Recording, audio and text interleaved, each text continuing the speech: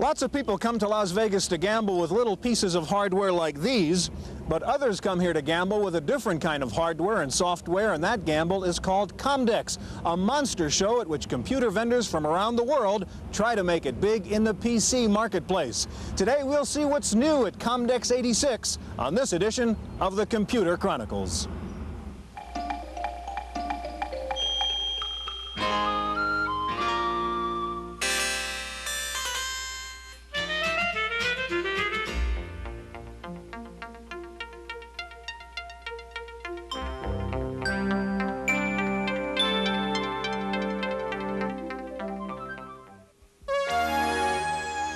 The Computer Chronicles is made possible by Leading Edge, makers of IBM-compatible computer systems, including Lotus Lookalike Spreadsheet, word processing with spelling correction, communication software, and Hayes-compatible 1200 baud modem. Leading Edge, with over 1,000 service centers nationwide.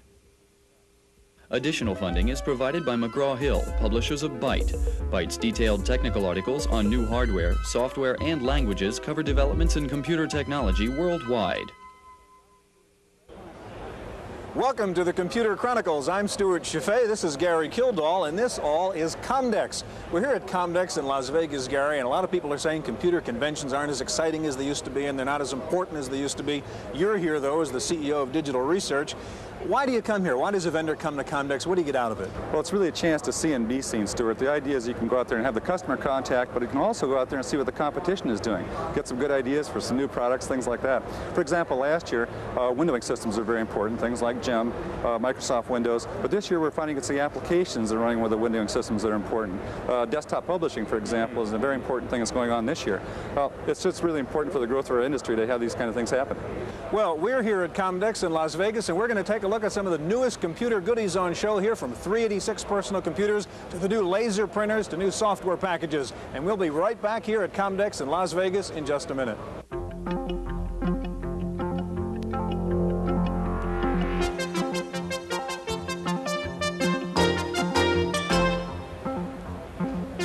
One of the biggest stories here at Comdex, in more ways than one, is the Intel 8386 microprocessor and the whole new generation of personal computers using the 386 chip. Of course, Compaq was first out of the gate with a 386 computer, but it's obvious here at Comdex that it has lots of company now. At first glance, it looks like the next step of the IBM cloning game, from PC to AT to 386, and almost everyone wants to be included. But this time, IBM is not in the picture, and it's hard to tell just who is cloning whom. Along with Zenith, Compaq, and Kpro, other companies are offering their own 386 versions, and they're betting on a big price advantage.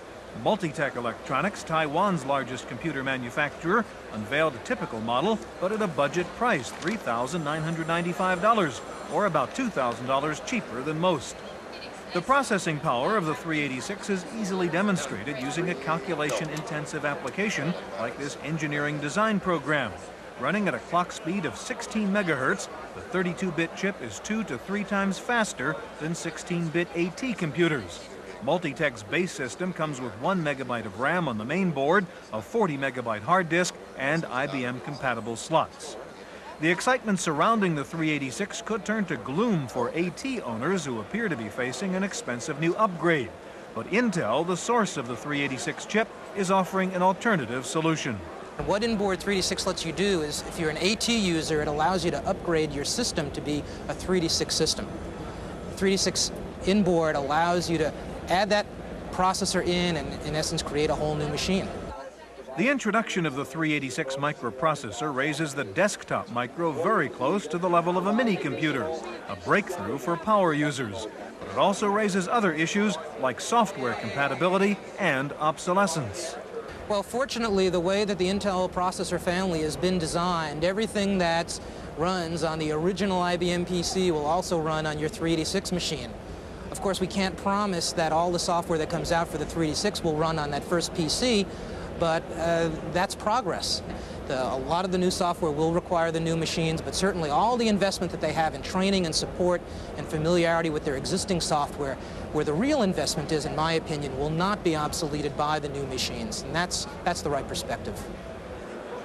On a more basic level of PC cloning, Korean manufacturers were showing XT and AT substitutes at some very attractive prices.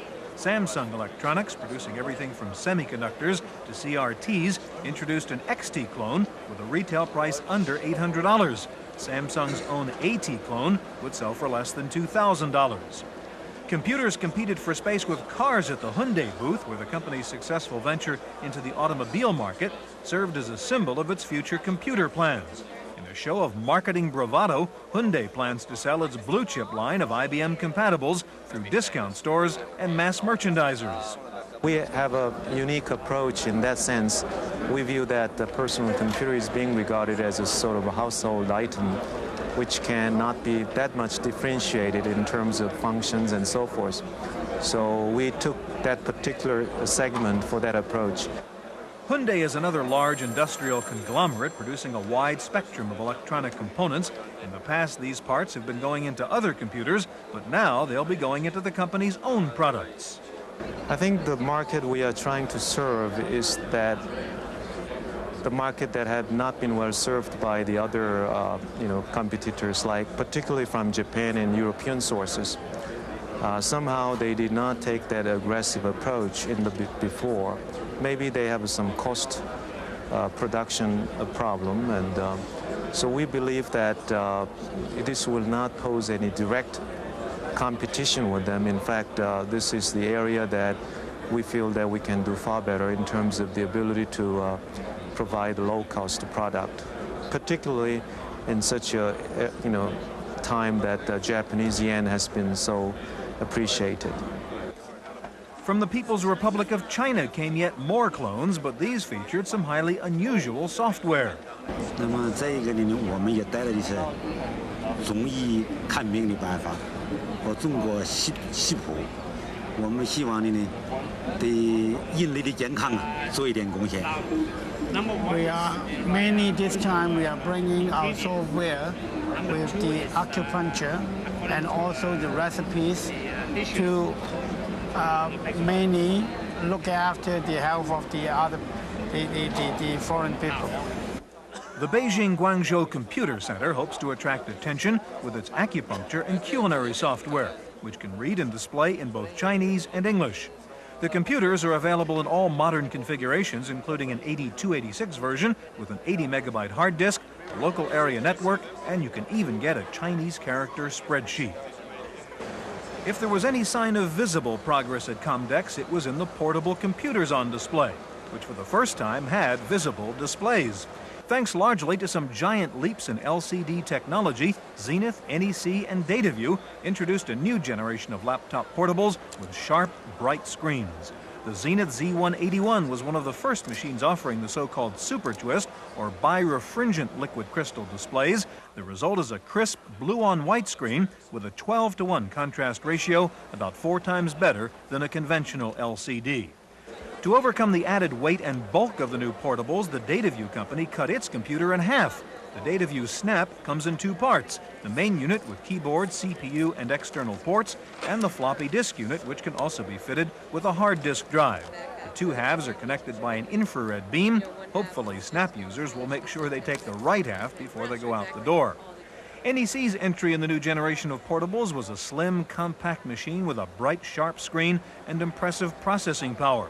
The NEC Multi-Speed runs off the company's own V30 microprocessor at either 4.77 or 9.54 megahertz, faster than many desktop units. It also features 2 3.5-inch drives, and it weighs in about 11 pounds.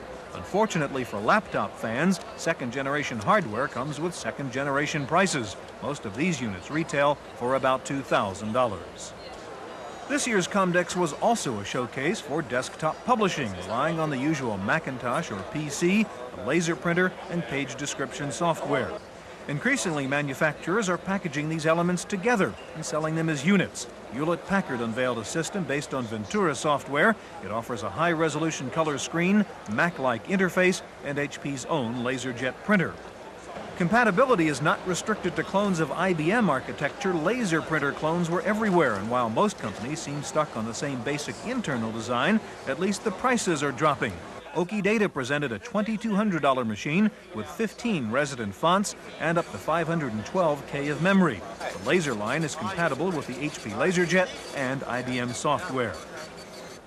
QMS, which built one of the first low-cost machines, moved into the high end with its 800-plus machine, incorporating the now standard PostScript language, 35 typefaces, and 2 megabytes of RAM.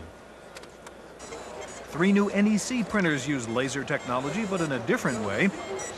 The silent writers direct the light beam through an array of LEDs, eliminating the mechanically rotating mirror of most other printers. Well, in a conventional laser printer, you have a single point of light source that scans across the page, and reflected by a rotating mirror. And in this way, the laser is turned on or off to put a dot on a particular location. In the LED array technology, you have an array of LEDs across the page, some 2,600 of them, each aimed at a particular location on the paper. And so instead of scanning across the paper when you're printing, the LED fires as the paper passes by. More frugal desktop publishers met at the crowded Atari booth, where software vendors were promoting budget-priced publishing packages for Atari's ST computer. Graphics showed a $300 CAD package, while the British firm MirrorSoft unveiled publishing software for under $200. But the winner of the low-priced game was another British company, Excellent Software, with a publishing package for under $50. Advances in mass storage took some of the spotlight at Comdex, shared about evenly between magnetic and optical media. Toshiba presented an 800-megabyte optical write-once drive, conforming to the new international 130mm standard size. In a show of confidence in the future of optical storage, Philips of Holland has teamed up with Controlled Data to form the Laser Magnetic Storage Corporation. On display were some of the fruits of this cooperative venture, including a 20-disc library jukebox for people with serious data storage problems. Each 12-inch disc holds 2 gigabytes for a total of 40 gigabytes in all. Laser Magnetic is also promoting the cartridge idea for CD-ROMs, as in this half-height drive the company was offering. The compact unit fits into a regular 5¼ floppy drive slot. On the software side, DeLorme Mapping Systems showed a natural CD-ROM application, Maps. One 600-megabyte disk holds a database of maps of the entire globe. The user can choose between different scales by placing the cursor over the desired spot or by entering latitude and longitude coordinates. We'll have more from Comdex in just a moment.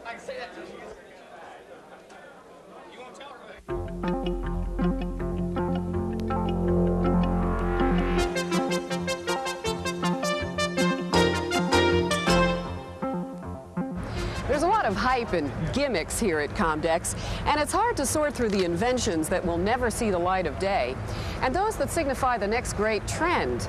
And it's especially difficult in the area of data storage devices. Here, for instance, is a promising new technology from Konica. Konica has made a standard 5¼ floppy disk capable of storing up to 10 megabytes of data. That's the equivalent of 800,000 typewritten pages, or 10 times the amount of data that can be stored on a standard diskette. Konica has obtained 8 patents on the new technology. It's referred to as an embedded servo position information system, and it's a technique for placing pieces of magnetic information on the diskette intermixed with data so that you can have a much higher resolution of head positioning. The question is, can the product be positioned so that it becomes the next standard? That's a question that Toshiba is also asking, as it offers a system for storing up to 4 megabytes of data on the newer 3½ diskette. This is accomplished using what's called perpendicular recording. Toshiba is the first manufacturer in the world to offer this new technique commercially. Puma sets the pace with the latest in computer and fitness technology. We assign computer specialists and fitness experts to design a shoe with an electronic device capable of communicating with a computer. That's right. This is the world's first computerized running shoe. In the back of the shoe is a tiny microprocessor that registers foot strikes and has a little timer. Once you're finished running, you plug your shoe into a PC loaded with special software and learn your progress. Here, our runner did 1/10 of a mile in 2.5 minutes, expending 13 calories. There are 17 million runners in the United States, 12 million of which have been deemed as being very serious competitive runners. And for people who train a lot and who need accurate information, I think there is a spot out there for this type of product. The Puma computer shoe is selling big in Canada, but has just been introduced in the United States. Natural speech recognition is available at Speech Systems. The words just spoken have gone into a microprocessor called the phonetic engine. This new device can change phonemes, or the smallest units of sound that make up human speech, into text. Possibilities for this technology are as limitless as the imagination. And finally, Comdex provided a glimpse of the video storage of the future.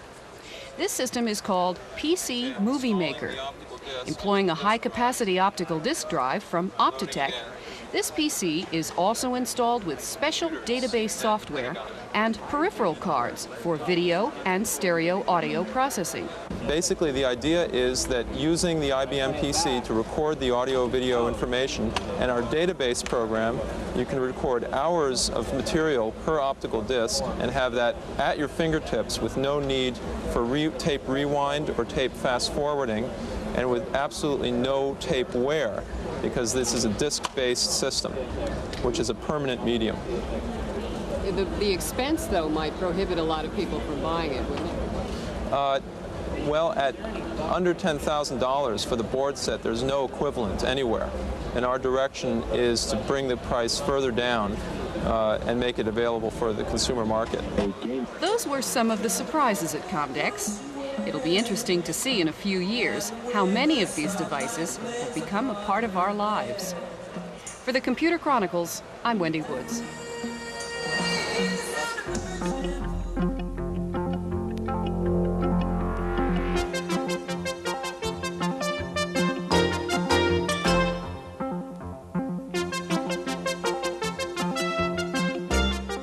We're back in the studio here in California now that Comdex is over, with several experts to talk about the significance of what went on at Comdex. Let me introduce our guests. First of all, Tim Baharin, the Vice President of the Microcomputer Group at Creative Strategies. Next to Tim, Jan Lewis, President of the Palo Alto Research Group. And next to Jan is Hal Glatzer, West Coast Bureau Chief for Software News. Next to me is George Morrow, because Gary Kildall never got out of Las Vegas. I don't know what happened to him, so George is here in his place. Jan, today, this year at Comdex was supposed to be the year of the 386. There were a lot of machines there, weren't there, sporting the 386 Micro? There were a tremendous number of machines there. There were many that were actually announced at the show, a few announced previously.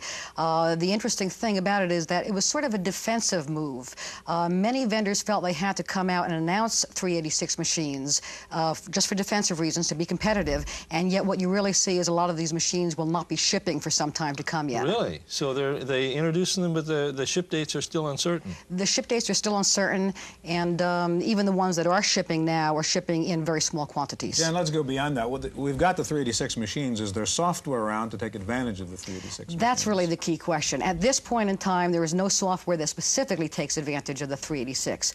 Now, you can run existing applications on the 386, and what that really means is if you have a very large spreadsheet or a large database, you can get raw speed, raw power out of the machine. But the truth is that the software that will unlock the power of the 386 is quite a ways away on the horizon. What do you think? What's the timeline there? Well, I think the software for the 286 machine, which still hasn't caught up with the hardware, is probably mid next year. And the 386 so God knows when we're going to get God knows when, exactly. Yeah. Tim, laser printing, what would you say the action there in Comdex was?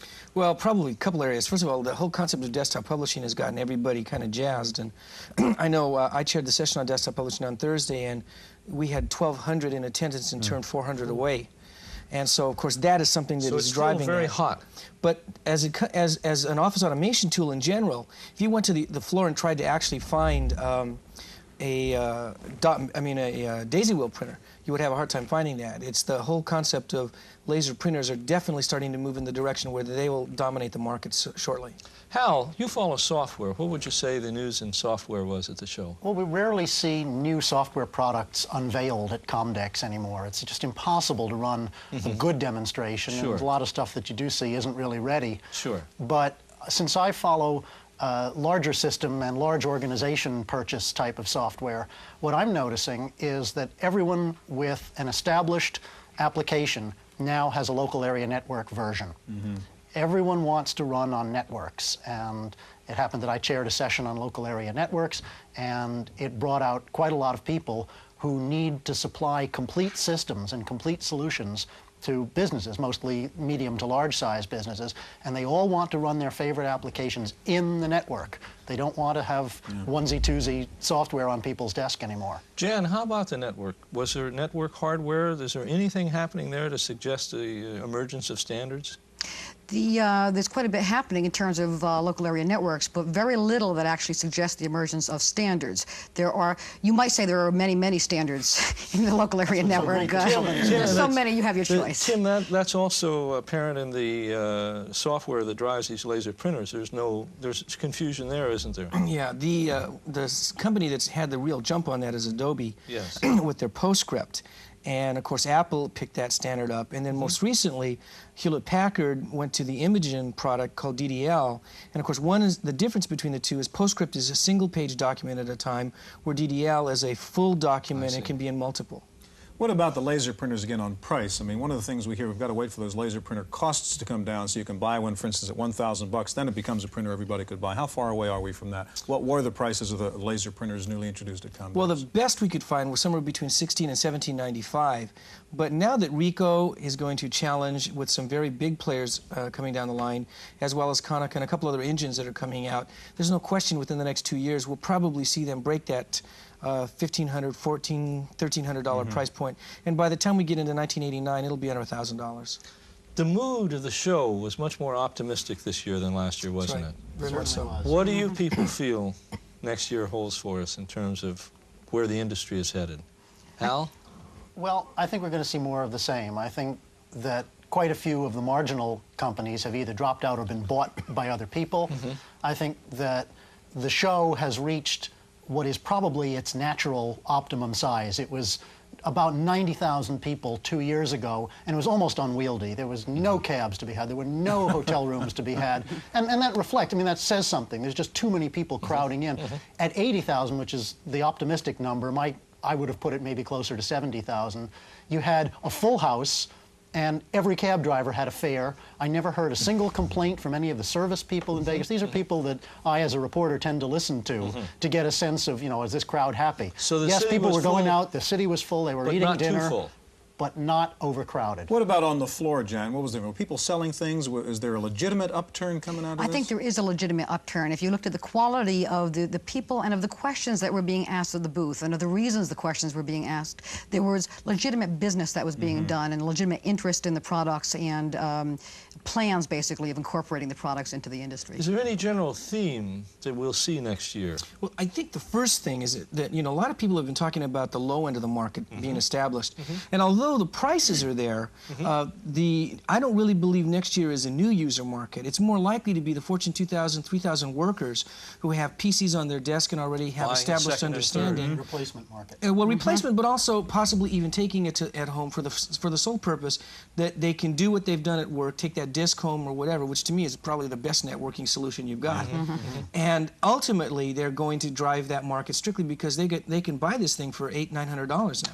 Well, George, I got to stop you. I'm afraid we're out of time. Tim, Jan, Hal, thank you very much. That's our Comdex special. We'll be back in just a minute with this week's Computer News.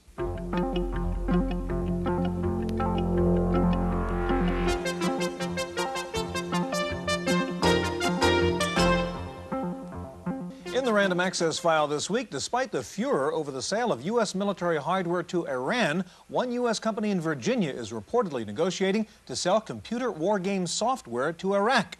The company is called BDM International, and according to recently published reports, the company would provide Iraq with war game and simulation software that would make the Iraqi Air Force more effective against Iranian oil targets and the Iranian transportation system. The Reagan administration has created a new category for classifying government documents. The new category is called sensitive, and it means a document may not be placed in a computer database. Sensitive documents are not necessarily classified and can be accessed manually, but a Pentagon spokesman said the removal of sensitive documents from computer databases is designed to inhibit access to the documents by Soviet agents. What do an Activision spreadsheet, an SSI computer game, and a McGraw-Hill statistics program have in common? They were all written by a software firm in Shanghai, China. The Shanghai Software Consortium says it has 25 programmers on staff. They use IBM compatibles built in China. One major advantage of buying software from China, Chinese programmers make about $50 a month. A computerized pancreas has been implanted in a human patient for the first time at Johns Hopkins Hospital. The artificial pancreas can be reprogrammed by an external radio transmitter to alter the amount of insulin it delivers to the body based on the changing levels of the patient's activity and nutrition. Time for a look at software in this week's review from Paul Schindler. Well, you may say to yourself, it looks like Schindler has finally lost his marbles. I may have lost my marbles, but what I found is one of the best personal computer gift ideas ever, the toy shop. That award-winning paper airplane just happens to be the simplest thing you can make using the program. Now, first, you use the simple menu screens to tell Toy Shop which toy you want to make. The program then offers a simple diagram and description of the toy. If that's the one you really want, you're offered numerous chances to customize it. You can change the patterns or words on virtually any part of any toy. Finally, you hit the print button, and a really detailed toy is output to your printer. This is what the output of Toy Shop looks like. My example is the Starship. Here again is the finished product. All I needed was scissors, glue, and a paper clip. Toy Shop is a darn clever $65 idea from those innovative folks at Broderbund Software in San Rafael, California. For the Computer Chronicles, I'm Paul Schindler. The accounting firm of Coopers & Lybrand has developed a new expert system for giving tax advice. It's called ExpertTax, and it uses 2,000 rules gathered from the firm's top partners. The software will be distributed to Coopers & Lybrand offices around the country so that even a junior accountant in the boonies can give his client the same expertise that the partners are handing out to the big spenders in New York. There's a new wrinkle to telephone management software. A company called General Information has come out with Hotline, a telephone number database and dialer which includes 2,000 commonly used national phone numbers like airlines, hotels, and Fortune 500 companies. Hotline selling for $29.95. Finally, the case of the lonely computer in Lyons, Oregon. The mayor was surprised to get a $1,300 phone bill for a new phone line which had been installed at the library so a personal computer there could access the library system's mainframe in Salem. Well, it seems the PC just kept on calling the mainframe, logging 87 hours worth of phone time in 1 month. While sentimentalists are saying the PC was just lonely to phone home, a systems analyst says it was just an unfortunate programming glitch. That's it for this week's Chronicles. We'll see you next time. The Computer Chronicles is made possible by Leading Edge, makers of IBM-compatible computer systems, including Lotus lookalike spreadsheet, word processing with spelling correction, communication software, and Hayes-compatible 1200 baud modem. Leading Edge with over 1,000 service centers nationwide. Additional funding is provided by McGraw-Hill, publishers of Byte. Byte's detailed technical articles on new hardware, software, and languages cover developments in computer technology worldwide.